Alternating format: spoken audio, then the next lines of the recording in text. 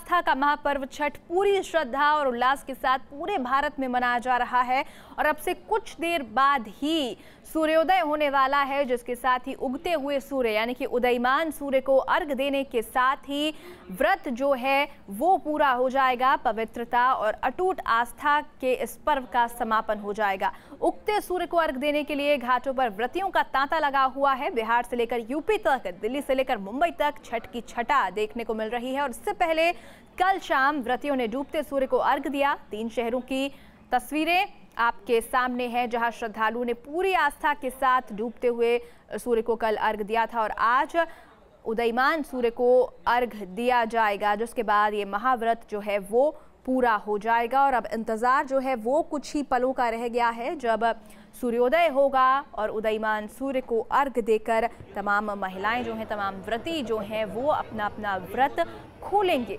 तो शुद्धता और पवित्रता का ये पर्व छठ जो 24 अक्टूबर से शुरू हुआ था और आज सप्तमी के दिन सूर्योदय के वक्त सूर्य को अर्घ देने के साथ ही इसका समापन हो जाएगा। अहम बात ये कि महिलाएं और पुरुष दोनों ही छठ का ये व्रत रखते हैं। कहा जाता है, मान्यता है कि जो भी मनोकामना की जाए इस व्रत को रखने के दौरान वो ज़रूर पूरी होती है। भगवान सूर्य की आस्था और उपासना का ये पर्व है। कहा जाता है कि छठ मैया जो हैं वो सूर्यदेव की बहन हैं और इसीलिए सूर्यदेव की उपासना इस व्रत के दौरान की जाती है। संतान की रक्षा करती हैं छठी मैया और संतान और परिवार की खुशी के लिए ही तमाम महिलाएं जो हैं वो छठ का व्रत रखती हैं। नोएडा, दिल्ली और गाजियाबाद की तस्वीरें लगातार आपके टीवी स्क्रीन्स पर आप देख रहे हैं, जहां सुबह से ही श्रद्धालु जो हैं वो घाटों पर पहुंचे हुए हैं और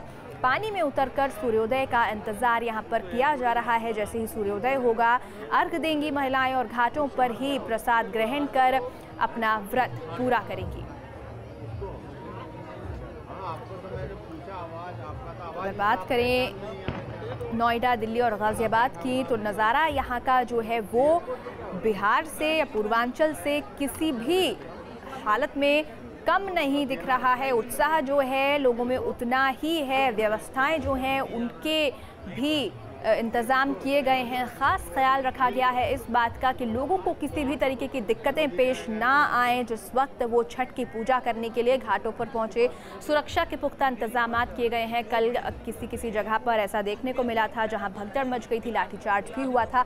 लोग इससे गुस्से में थे और उस बात का ध्यान आज रखा गया है।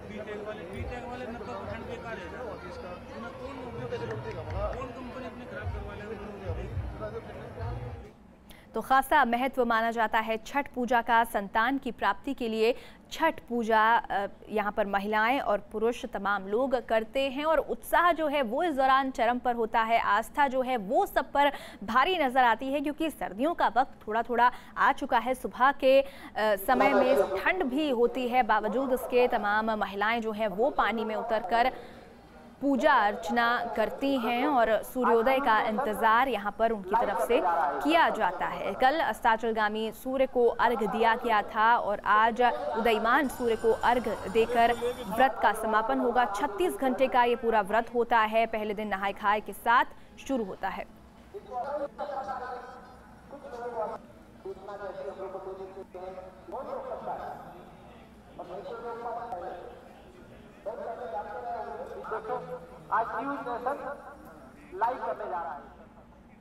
और हमारे सहयोगी दीपक रावत और दीक्षा पांडे दिल्ली से हमारे साथ जुड़े हुए। दीपक आईटीओ से हमारे साथ जुड़े हैं, उधर न्यू अशोकनगर से दीक्षा हमारे साथ हैं। दीक्षा, न्यू अशोकनगर में तस्वीरें, सूर्योदय का समय जो है वो नज़दीक है। कुछ ही पलों में, शायद 1 या 2 मिनट के इंतजार के बाद सूर्योदय हो जाएगा। क्या तस्वीर आप वहाँ पर देख रहे हैं इस वक्त?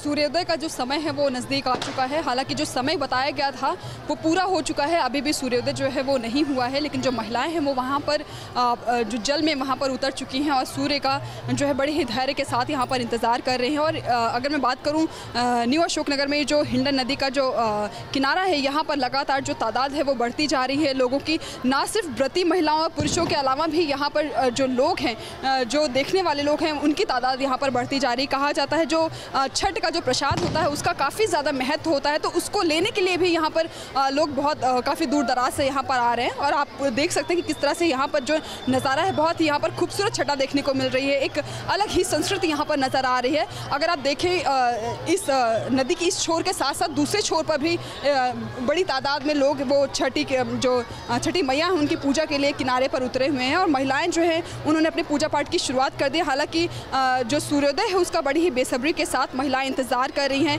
कहा जाता है जो छठ का व्रत होता है उसमें शुद्धता का खासा ख्याल रखा जाता है। तो यहाँ पर जो महिलाओं के साथ साथ जो उनके घर के जो पुरुष हैं वो भी उनकी पूजा में पूरी मदद करा रहे हैं। और आप देख सकते हैं कि यहाँ पर जगह जगह पर जो भगवान सूर्य को जो अर्घ्य देने के लिए जो दूध की तैयारी है वो यहाँ पर की गई है, जो बेदी तैयार की गई है। आप यहाँ पर देख सकते हैं कि जो अर्घ्य देने के लिए यहाँ पर दूध भी रखा गया है। जो सूर्योदय के बाद उन्हें जो महिलाएं होंगी वो उन्हें जो है अर्घ्य देंगी। और यहाँ पर आप देख सकते हैं कि जो महिलाएं हैं वो उन्होंने अपनी पूजा शुरू कर दी है और समय काफ़ी करीब आ चुका है सूर्योदय का। कभी भी सूर्य का उदय यहाँ पर हो सकता है।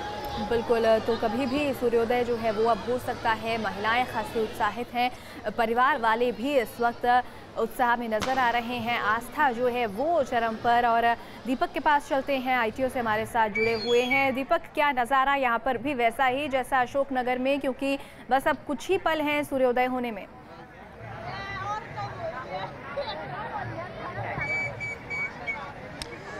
जी देखिए, जहाँ तक दिल्ली का जो समय तय किया गया था, ये अनुमान जो लगाया गया था, वो कहा गया था कि करीबन 6:33 पर जो 6:33 का वक्त होगा जब सूर्योदय हो जाएगा और लोगों का जो है व्रत वो खत्म हो जाएगा। लेकिन वक्त अब ज़्यादा हो चुका है, इसलिए लोगों को थोड़ी सी परेशानी ज़रूर नज़र आ रही है, क्योंकि आधे घंटे से ज़्यादा का वक्त हो चुका है। जो महिलाएँ आपको नज़र आ रही हैं तस्वीरों में, वो इस वक्त पानी में उतरी हुई हैं और आधे घंटे से ज़्यादा से समय से वो पानी में उतरी हुई हैं। और ठंड की शुरुआत हो गई है। दिल्ली में अगर बात करें तो रात के वक्त काफ़ी ठंड रहती है। रात भर महिलाएं यहाँ खड़ी रहती हैं इंतज़ार में कि जब सुबह हो, सूर्योदय हो और सूर्य को अर्घ्य दिया जाए और अपना व्रत खत्म हो।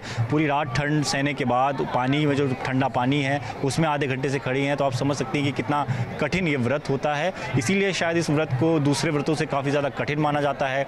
36 घंटे का उपवास है, उपवास के साथ ठंड भी सहन करना है और अब इतनी लंबी प्रतीक्षा। क्योंकि दूसरे राज्यों की बात करें तो जिस तरीके से तस्वीरें आपने दिखाई कि दूसरे राज्यों में जैसे बिहार की बात करें तो वहाँ सूर्योदय हो चुका है, उगते सूर्य को अर्घ्य दिया जा चुका है, व्रत समाप्त हो चुका है। लेकिन दिल्ली में फ़िलहाल सभी लोगों को इंतज़ार है सूर्य देवता के दर्शन का, उनके पहले दर्शन का।